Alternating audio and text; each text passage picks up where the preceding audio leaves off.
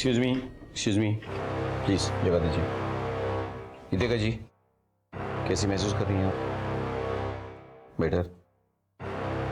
मुझे गीतिका जी से कुछ सवाल करने हैं, आप लोग प्लीज बाहर वेट कीजिए। Thank you. एक मिनट यहीं रुकिए।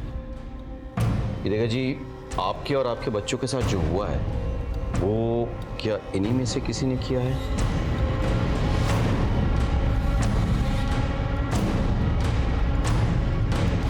कौन है वो?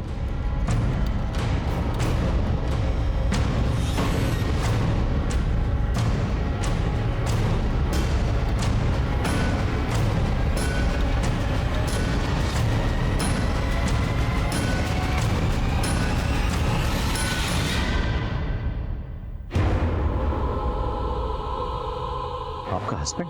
सर ये झूठ बोल रही है। अरे गीतिका तुम किस पे इशारे कर रहे हो? झूठ बोल रही है सर। ऐसे नहीं सर, मैंने किसी को नहीं मारा सर। मुझे कहाँ लेके जा रहे सर? मैं अपने बच्चों को क्यों मारूंगा सर? गीतिका का रिटन स्टेटमेंट ले लो। Okay sir.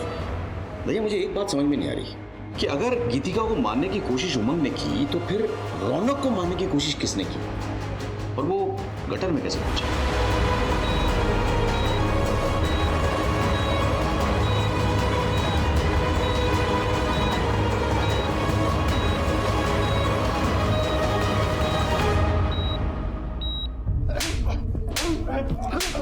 आप बोलेंगे सच?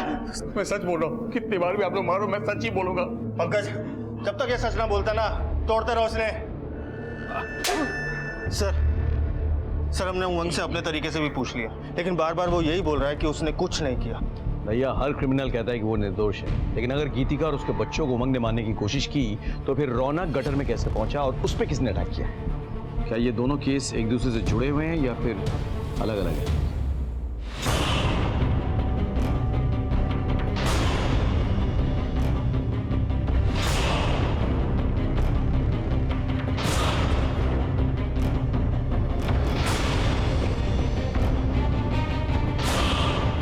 डॉक्टर साहब, आप ये क्या कर रहे हो?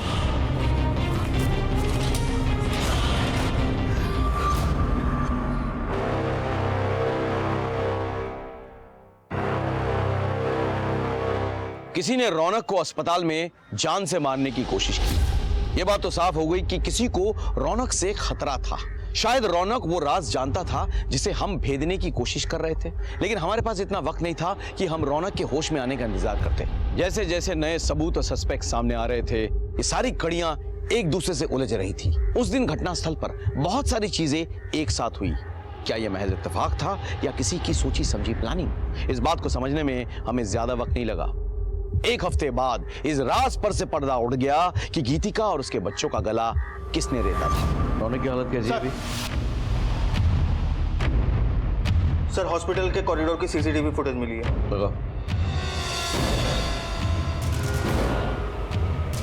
रुको रुको रुको रुको रुको, जूम करो।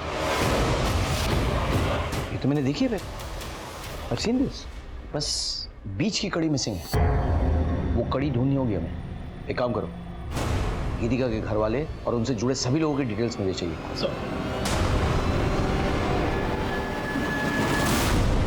पता नहीं सर, आप लोग ने मुझे यहाँ क्यों बुलाया है? आप सब कुछ जानते हो, एक एक बात। मैं बस इतना जानती हूँ कि अपने पति से दिन रात मार खाने के बाद भी गीतिका ने कभी हिम्मत नहीं हारी, और हाँ, वो अपनी जिंदगी जीना चाहती थी। आप गीतिका की बेस्ट फ्रेंड है ना? इसलिए तो कह रही हूँ कि मैंने कुछ भी नहीं किया। मैंने कब कहा कि आपने कुछ किया?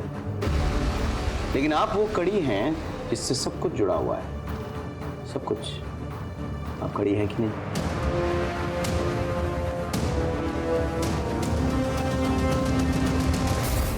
डॉक्टर साहब, ऐसे ऑपरेशन की तैयारी आपने पूरी की थी, बस दस्ताने पहनना भूल गए थे। क्या है ना कि एक मेडिसिन का डॉक्टर जब चोरी छिपे अपने क्लिनिक से निकल के एक बड़े अस्पताल के आईसीयू में ऑपरेशन की तैयारी करे और दस्ताने पहनना भूल जाए तो उसके सोने की अंगूठियां उसको एक्सपोज कर देता है। अब आप सीधे सीधे बोलेंगे या हम आप पर अपना ऑपरेशन शुरू करें? क्या बकवास है सर? ये बकवास नहीं है। आपका वाकई में गीतिका जी के साथ अफेयर चल रहा था। आप दोनों ने मिलकर ये कांड किया है। आपकी बच्ची के पोस्टमार्टम रिपोर्ट से यह साफ जाहिर है कि उसके गले का कट बड़ी सलीके से किया गया था। उसकी मौत नस कटने से नहीं, एक्सेसिव ब्लीडिंग से हुई है। आपका और कबीर के गले का कट भी बहुत सफाई से किया गया था। डॉक्टर कुणाल हर रोज आते थे हमारे घर मेरे ससुर जी को इंजेक्शन देने के लिए। मैंने अपनी जिंदगी में कुछ नहीं चाहा, सिर्फ प्यार के 2 बोल चाहिए थे मुझे, जो मुझे डॉक्टर कुणाल ने दिए। मैं आती हूँ। हत्यारा है तेरा पति, उसे छोड़ क्यों नहीं देती? मैंने उसे छोड़ दिया ना तो वो आजाद हो जाएगा। बहुत तड़पाया है उसने मुझे, मेरे माँ बाप का सारा पैसा खा गया। मुझे उससे बदला लेना है। और उसी दिन हम दोनों ने प्लान बनाया कि मैं खुद को और अपने बच्चों को घायल करूंगी, और हर दिन की तरह डॉक्टर कुणाल ठीक 8 बजे हमारे घर आएंगे और फर्स्ट एड से खून रोकेंगे और हमें हॉस्पिटल ले जाएंगे। पर गगन घर पे ही था। मैं जानती थी कि अगर गगन के आगे आंचल गिरा तो उसके अंदर का जानवर जाग जाएगा। देवर जी उठिए, 7:15 बजने वाला है, उठिए ना। मैंने ये सब जानबूझकर किया ताकि मैं उसे घर से बाहर। और कबीर का गला रे तो कुछ नहीं होगा, मैं सब संभाल लेता हूँ। भाभी जी, भाभी जी, ये क्या कर रही हैं आप? क्या? ये क्या कर रही है भाभी जी? पागल हो गई है? कौन? भाभी कौन?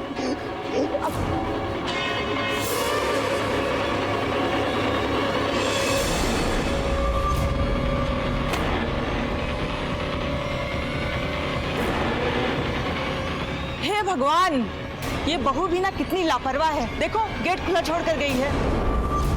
उसके बाद फिर मैं रौनक को लेकर के गटर के पास गया और मैन होल खोल करके उसमें उसको डाल दिया।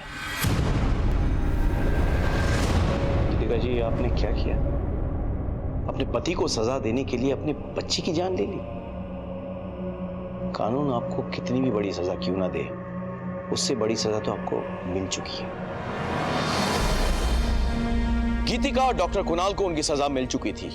गीतिका एक मां थी, उसने अपना और अपने बच्चों का गला रेता था, जिसमें उसकी बच्ची खुशी की जान चली गई थी। यह खून महज एक बच्ची का खून नहीं था, बल्कि ममता का खून था।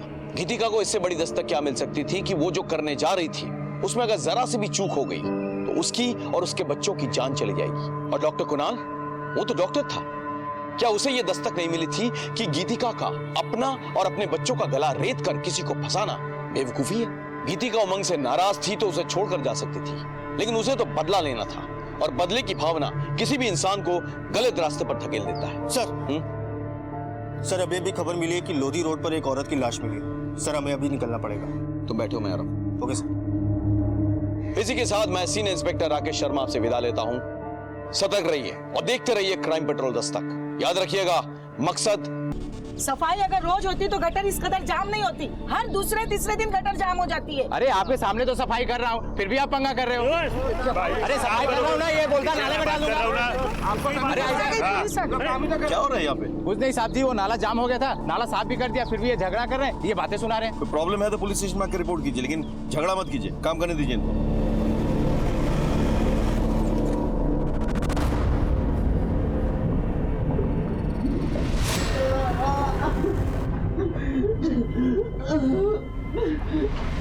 सर मुझे बचा लीजिए।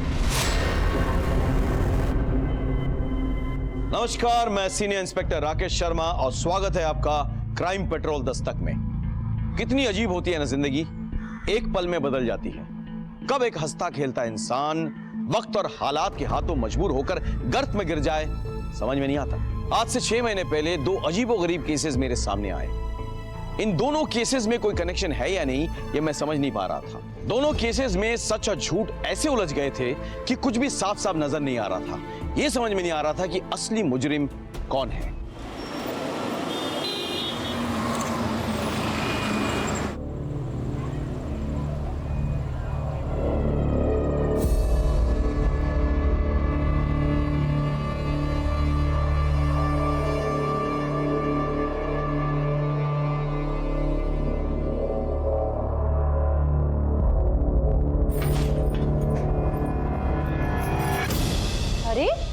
संभाल कर देवर जी।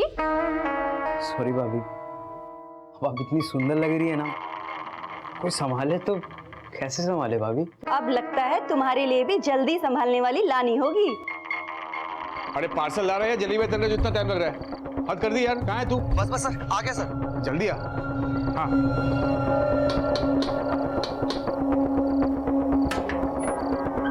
ये लगाता है। Thank you.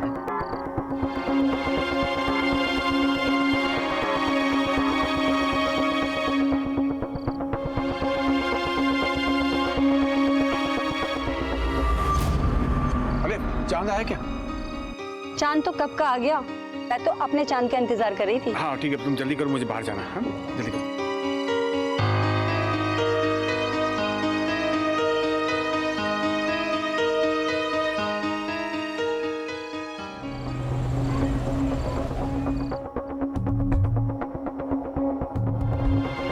हैप्पी करवा चौथ जन्म।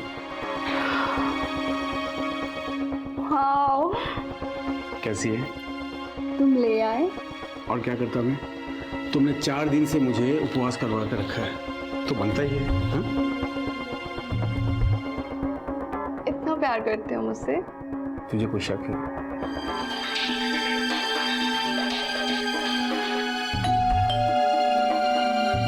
भाई होगा। अरे बजने दो, आओ अरे आओ। I have to go. क्या हुआ कार्तिक, बोलना यार। यार उमंग, बिजनेस में और 1.5 लाख लग जाएंगे यार। 1.5 लाख? अभी तो 8 लाख दिए थे। अरे तो मैंने कौन सा तिजोरी में छुपा कर रख दिए तेरे 8 लाख? तू ऐसे पैसे मांग रहा मुझसे जैसे मेरे पास पैसों की टकसाल हो यार। तू समझता क्यों नहीं है? क्यों डांट रहे हो मेरे भाई को? ठीक है, करता हूँ कुछ। ठीक है, करता हूँ।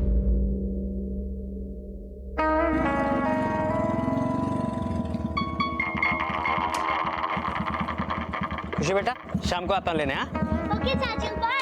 Bye bye.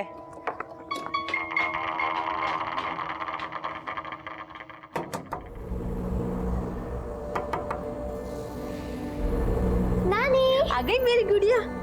मैंने आज तेरे लिए छोले भटूरे बनाए। वाह, छोले भटूरे। चलो चलो चलो।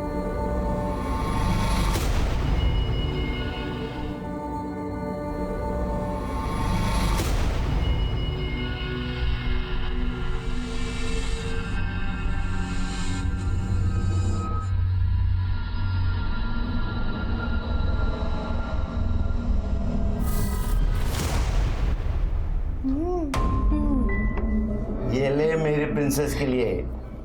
वाह। सबसे पहले अपनी मम्मी को दिखाना, ओके?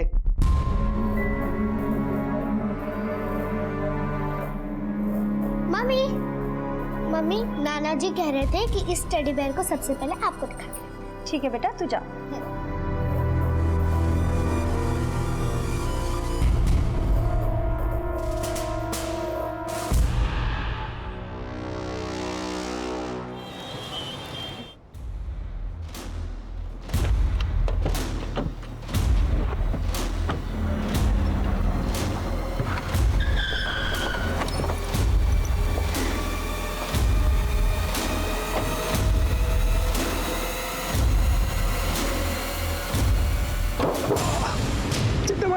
साले, ब्याज तो बहुत दूर की बात है।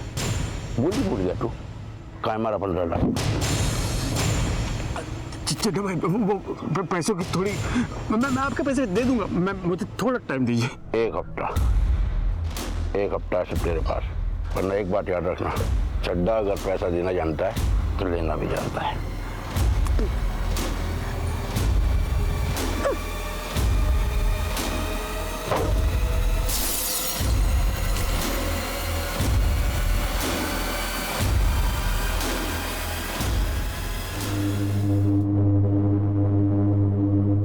क्या हुआ ये?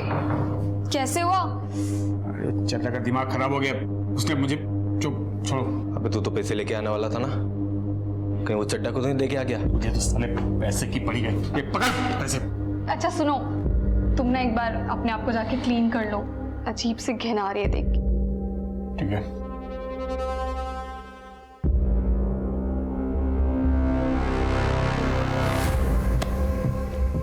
बहुत पैसे हैं इसके पास। इसके पास तो खजाना है। इसकी बीवी अपने माँ बाप की इकलौती है। करोड़ों का घर है ग्रीन पार्क में उसके नाम। अगर इसकी बीवी मर गई तो फिर वो घर उमंग का। यानी कि मेरा।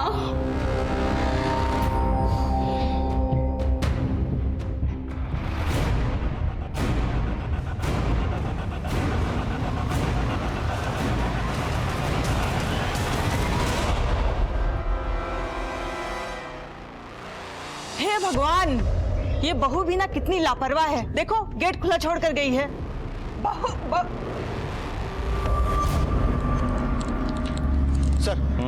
सर हॉस्कर्स मार्केट के एटीएम में जो लूट हुई थी उसकी इन्वेस्टिगेशन मैंने पूरी कर ली है। ये रही उसकी report. Excuse me sir. Hello.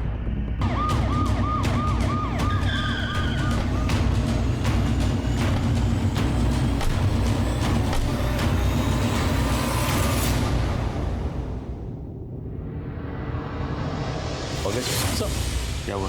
तीनों को गला देता गया है सर। डॉक्टर ने स्टेज तो कर दिया, लेकिन फिलहाल तीनों अभी बेहोश हैं, जिसमें माँ और बेटे की हालत बहुत क्रिटिकल है।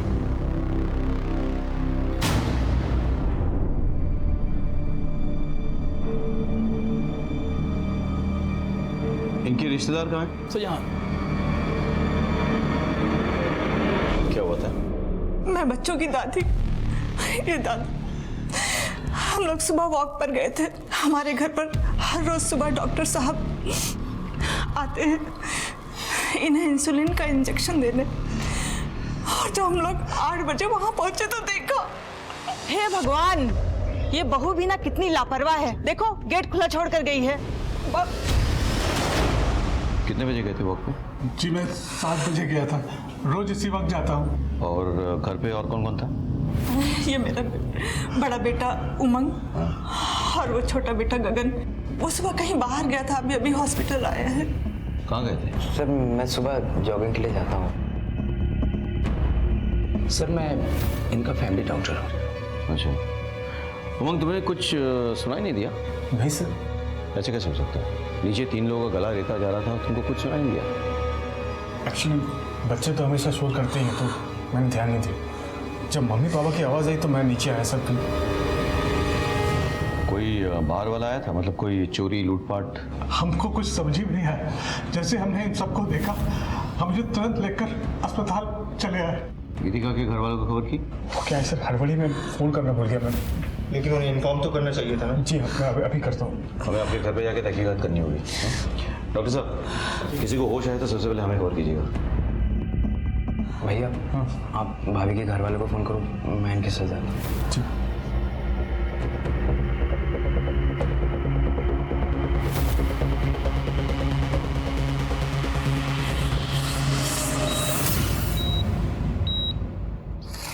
रेगुलर सफाई होती है मैडम जी। सफाई अगर रोज होती तो गटर इस कदर जाम नहीं होती। हर दूसरे तीसरे दिन गटर जाम हो जाती है। अरे आपके सामने तो सफाई कर रहा हूँ, फिर भी आप पंगा कर रहे हो। ये क्या तरीका है बात करने का? ऐसे कोई बात करते हैं? दोबारा ऐसे बात करो तो नाले में फेंक दूंगा। अरे नाले में क्या डाल देगा? अरे सफाई कर रहा हूँ ना, ये बोलता नाले में डाल दूंगा। अरे क्या हो रहा है यहाँ पे? कुछ नहीं साहब जी, वो नाला जाम हो गया था, नाला साफ भी कर दिया, फिर भी ये झगड़ा कर रहे हैं, ये बातें सुना रहे हैं। क्यों झगड़ा कर रहे हैं आप लोग? देखिए तो प्रॉब्लम है तो पुलिस स्टेशन में आकर रिपोर्ट कीजिए, लेकिन झगड़ा मत कीजिए, काम करने दीजिए इनको।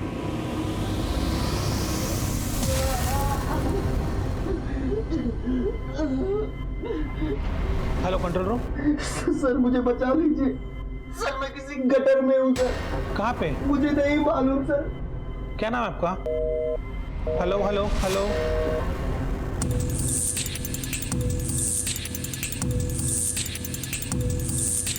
आप ऊपर जाइए, चेक कीजिए। कभी हो सकता है इसी से गला काटा गया। सर पूरी तरीके से खून में डूबा हुआ है, फिंगरप्रिंट मिलना बहुत मुश्किल है।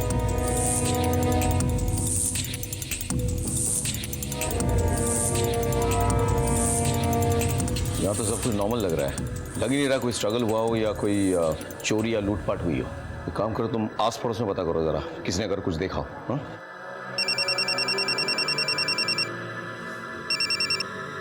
हाँ बोलो। आपके एरिया के गटर में कोई आदमी फंस गया है और उसने अभी कंट्रोल रूम में फ़ोन करके बताया। हमने लोकेशन ट्रेस करने की कोशिश की, लेकिन तब तक फ़ोन कट गया। मैं कोशिश कर रहा हूँ उसको ट्रैक करने की, मगर वो नहीं मिल पा रहा है सर। ठीक है, मैं देखता हूँ।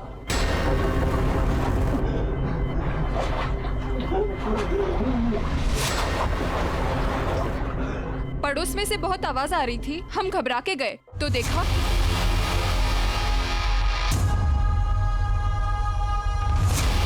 आपने इसके अलावा और कुछ देखा? हाँ, गीतिका है ना, उसका देवर गगन उसे भागते हुए देखा था। किस वक्त हुआ था ये सब? सर मैंने 7:55 पर घर से चिल्लाने की आवाज़ सुनी थी। 7:55? टाइम के बारे में इतना श्योर कैसे हो? वो सर मैं फिटनेस बैंड पहनता हूँ ना, एक्सरसाइज कर रहा था। सुबह इन उमंग सर के घर से ही गुजर रहा था तो मैंने चिल्लाने की आवाज़ सुनी थी। क्या हुआ मामा? गीतिका? हो सकता है कि कोई क्लू मिल जाए। सर आस पड़ोस वाले आवाज सुन के बाहर आए थे, लेकिन एक औरत का कहना है कि उसने गगन को निकलते हुए देखा था और गगन काफी डरा हुआ था। क्या ये सच है? सर कसम से मैं झूठ नहीं बोल रहा हूँ सर मैं सुबह जॉगिंग के लिए निकला था। वो औरत को शायद धोखा हुआ होगा सर। हाँ, हो सकता है कि उस औरत को धोखा हुआ हो, लेकिन पुलिस को धोखा देना नामुमकिन है। भैया, कंट्रोल रूम से फोन आया था, कह रहे थे कि हमारे एरिया में किसी गटर में कोई आदमी फंस गया है। सर गटर में? हाँ, हो सकता है मैनुअल खुला हो इसलिए कोई गिर गया हो, लेकिन फिर भी टॉक्सिक गैसेस होते हैं, पॉइजनस गैसेस होते हैं, कुछ भी हो सकता है। Hope is okay. पकड़, तो पता करो, पूरा एरिया चेक करवाओ। हाँ चल, तो भी भैया इस लड़के में नजर रखो और इसके कॉल रिकॉर्ड्स निकलवाओ। Okay sir.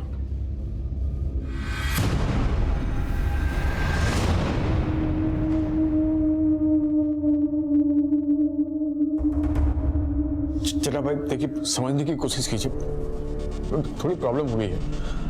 नहीं मैं करता हूँ, मैं कुछ ना कुछ करता हूँ। क्या हो गया ये मेरे बच्चों के साथ? हौसला रख, सब ठीक हो जाएगा।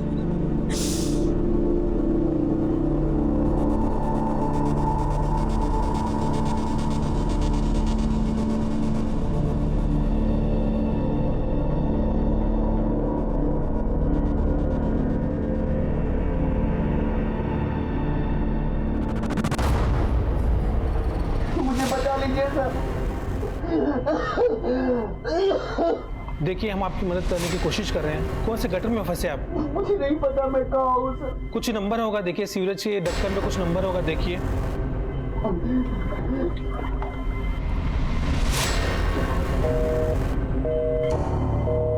Hello hello sir. Report file हो गई सर। जी सर।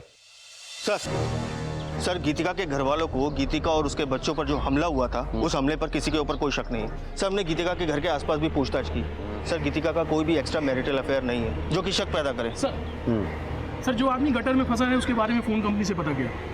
उसका नाम रौनक वर्मा है और उसकी लास्ट लोकेशन हौज खास विलेज रोड एरिया में थी। एक काम करो, उसके एड्रेस पे जाओ और पता करो कि वो कहाँ काम करता है। सर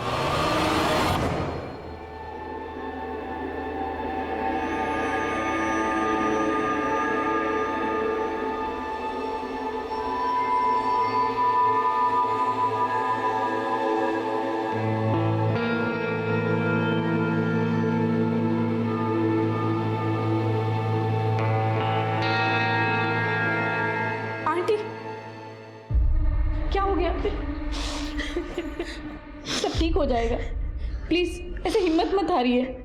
बहन जी हिम्मत रखिए।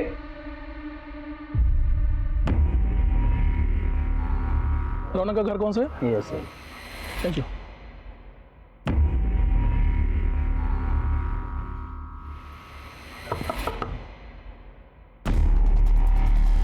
सर रौनक यहीं रहता है? यहीं रहता है साहब, लेकिन अभी तो घर पे नहीं है वो। जानता हूँ। वैसे कहाँ गया वो? वो सीट काट में काम करता है, वहीं गया साहब। सुबह 6:30 बजे घर से निकला है, अभी तक तो आया नहीं। इससे बात क्या है साहब? देखिए उसने सुबह हमें फ़ोन किया था, किसी सीवरेज में फंसा हुआ है शायद। पर कैसे साहब? देखिए आप परेशान ना हो, हम उसे जल्दी ढूंढ निकालेंगे।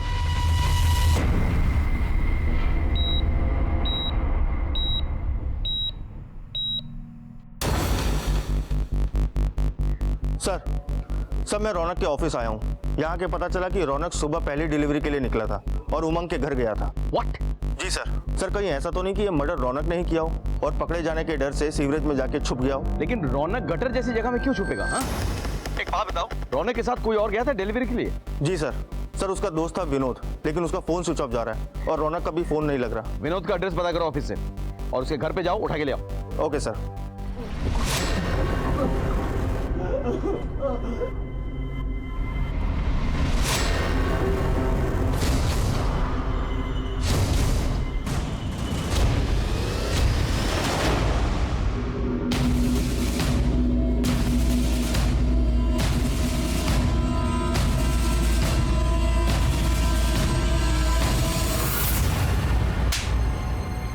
सर मैं बाहर रौनक के साथ पार्सल देने गया था। सुन तू निकल, मुझे थोड़ा टाइम लगेगा। और सुन, थोड़ा लेट आना। क्यों? ये भाभी जी ना बहुत स्माइल करती है, मैं थोड़ा चाय पानी पी कर आता हूँ। और फिर जब मैं आसपास के 2-3 बंगलों में डिलीवरी देकर वापस